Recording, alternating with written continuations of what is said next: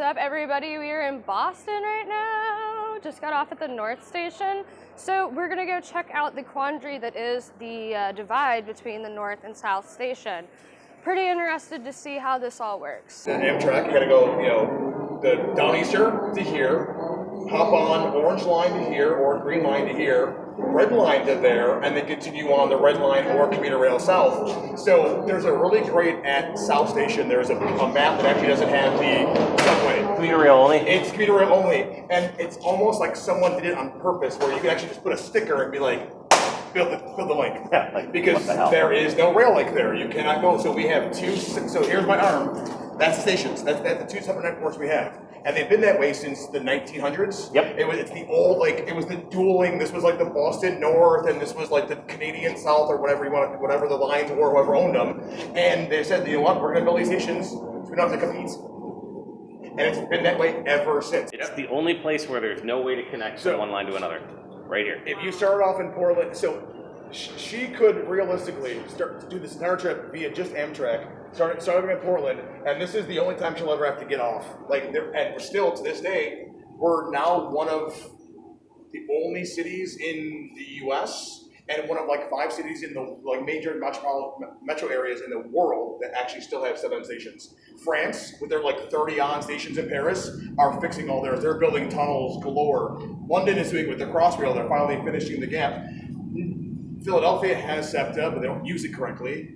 And Los Angeles, California, Car City, USA, is building a Metro link, which Governor Dukakis has toured, because there isn't commuter rail, theirs is like Metro that's actually for their subway, but they are building an actual link downtown to actually link their 4 different lines underneath Union Station. No, this is the actual dividing line right here. The Fitchburg line is the north, so these actually run parallel, but you actually cannot connect anywhere. I mean, that's why you gotta drive.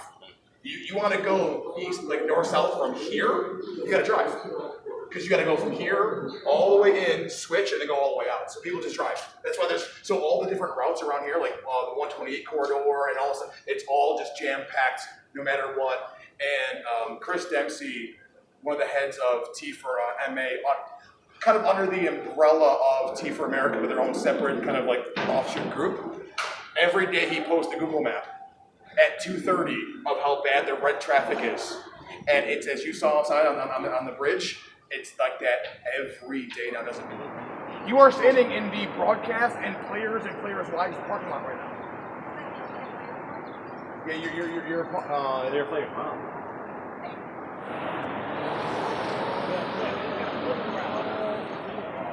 And look at that building right there, for example. Yeah. 6 months ago, none of this was here. Oh wow, she just keeps This going. is all transitory development around North Station. Yep. So that's why at 3:20 in the afternoon, Starts about 2 or 2:30. on a Monday, that's what you get. Because those people cannot take commuter rail. So there's no reason to expand South Station with more tracks when the most important gateway cities outside of Boston are in the north. You actually can't get there from here. Yeah. So. Charlie card. Where'd I? Yep, there you go. These little newsletters. Yikes, don't get caught.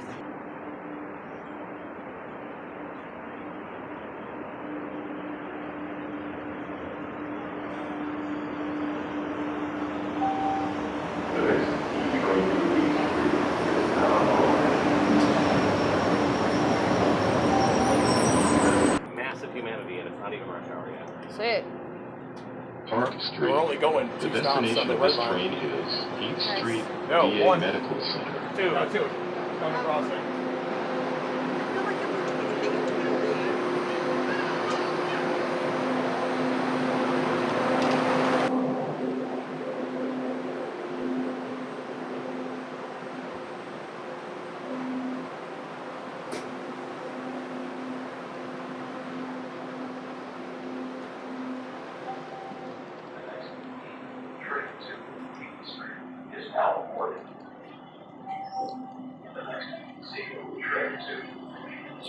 Welcome to the oldest train station in the country.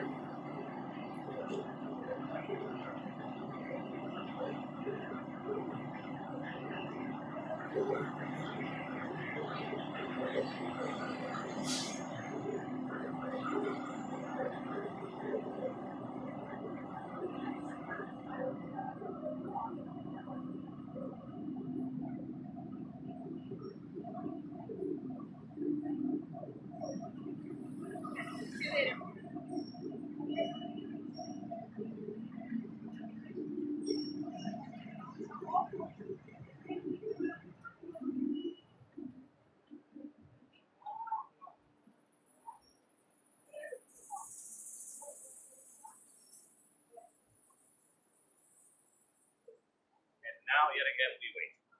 So you do this every day? People do. It's crazy, man. Now imagine, so the whole thing is, now imagine you're a family of 4 Yeah. that live in Maine. Yeah. And you're getting to New York. Yeah. For whatever reason, you can't drive, can't fly, you got the kids with you, you got all your luggage. Yeah. Now imagine doing this, trying to go from the Downeaster and trying to take the regional into New York. Yeah. Having to go through 2 subways to go through with all your luggage. Now, I mean, you can walk a mile and a half up above ground. Right. But if it's raining, if it's snowing, it's not covered the whole way. If you have a stroller, a wheelchair, a walker, Yeah. Now imagine dog. imagine someone in a wheelchair trying to do this. Right.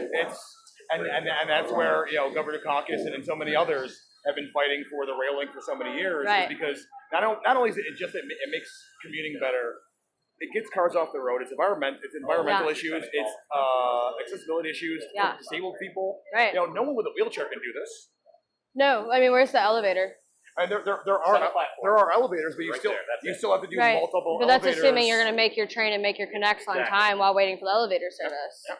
So one of the undersold benefits of the rail link is that people wanting to either go from the North Shore through the South Shore, they can either stay on the commuter rail in one train or transfer across the platform once and never touch the subway system at all. And that means that the subways would be less crowded because all those commuters that are doing that commute are staying away from these subway commuters and reducing the congestion there. Right. So now, if you're a regular commuter, you just went through the green line to the red line, and now you need to run and go grab one of your trains to go south. Jesus.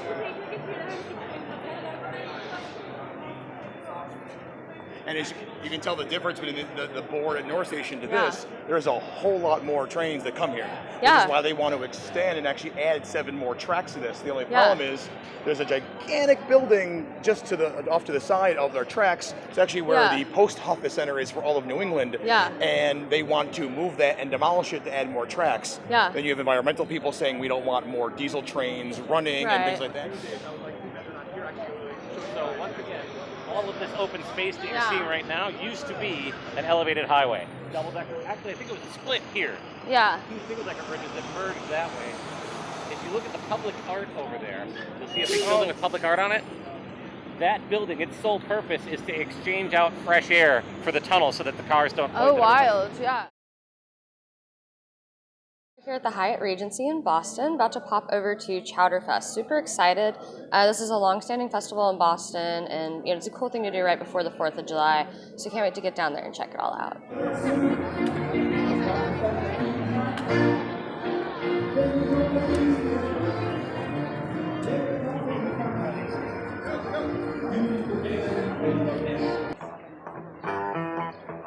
Found out I don't get nowhere with weakness when I dream about you.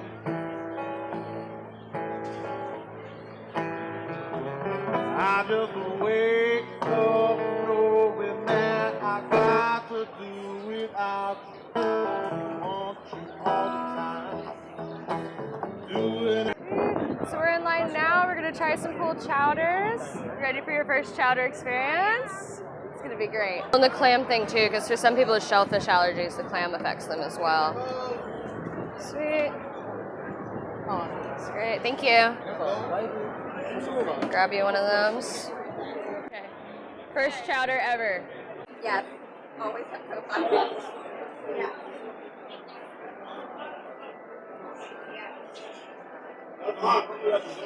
Yeah? Much better. But that's what I'm saying. They're like totally different depending on who makes it. Wow.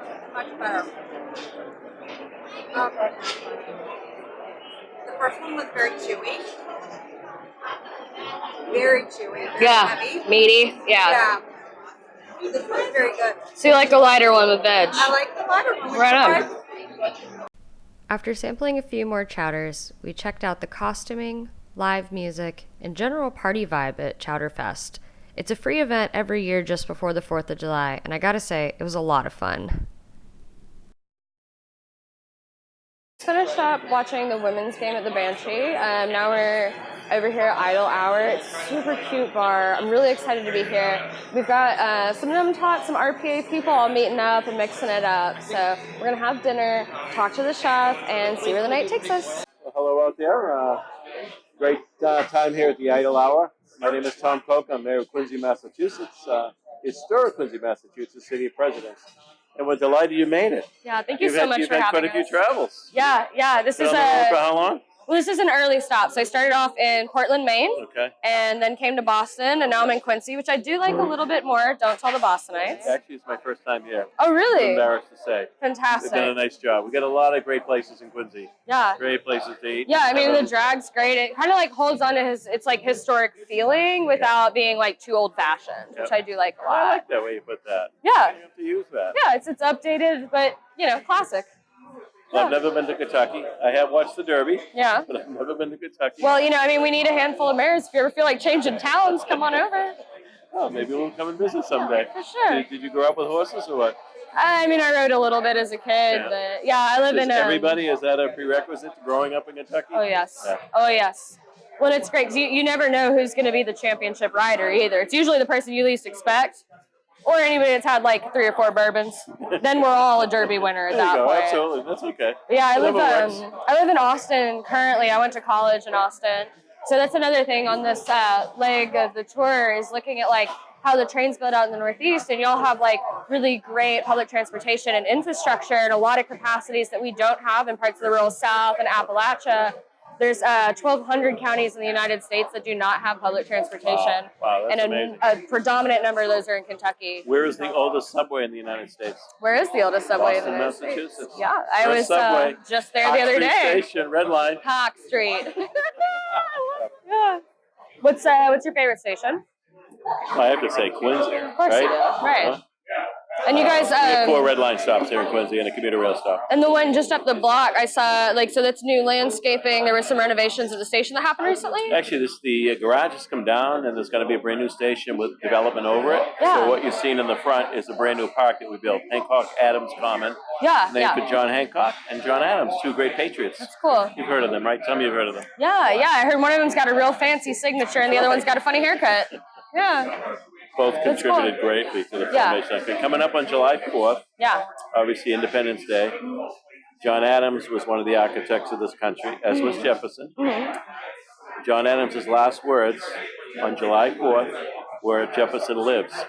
He didn't know Jefferson had died a few hours before. They both died on the 50th anniversay of that. I did not know that. Pretty good stat. That's wild, yeah. That's pretty cool. Yeah. So you'll have to come back sometime and really soak in this history. Yeah. I have a couple days in the area, so I'll definitely take my time and mosey around. And awesome. it's nice to, I think, not be from somewhere because then you get a whole fresh perspective on it. I think no matter what city you're in, there's locals that are like, oh, well, we've lived with this problem for so long. So getting to see, about the trials, the tribulations, the victories from the perspective of an outsider, I just have to bring something fresh to the table.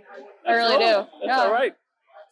After meeting with the mayor, it was time to tuck into some small plates and talk to Chef Ashley about Idle Hour. So I'm here at Idle Hour with Chef Ashley, amazingly talented, created a special just for us this very night, and thank you so much for having us. Thanks for being here. It's been very welcoming, and I just appreciate your hospitality. Thank you. How long have you been here with Idle Hour? Since the beginning. So Matt and I actually have known each other for 7-8 years now, and we started talking when we met working together, and when we met, we always joked about owning our own dive bar. And we talked back and forth, and we stayed in touch over the years, even though we've, obviously moved on into different jobs. And we always came back and found each other, had drinks, and we're like, fuck, when are we doing our own place? Right. And this was born. So this opened last August, almost to the year mark, and loving every minute. What made you choose Quincy? If we're being really honest, mostly rent. Yeah. Rent in Boston right now, it makes restaurants so risky. And with it being our first, we wanted a little more leeway. And it also is a really cool neighborhood, and there's a lot of influx into the suburbs, or not suburbs, but the more little outskirts of Boston. Yeah. And so it made it a really good opportunity. Yeah, and I mean, I really like it. It seems like the station's just right around the corner, so anyone that wants to come in from town, it's not that hard to get here. Yeah, this is a real big commuter area. Cool. Well, thank you for having us. Thank you. Excited to be here. Come check out Idle Hour. You're gonna love it. All in all, I had a great time in Boston. Next up is Providence.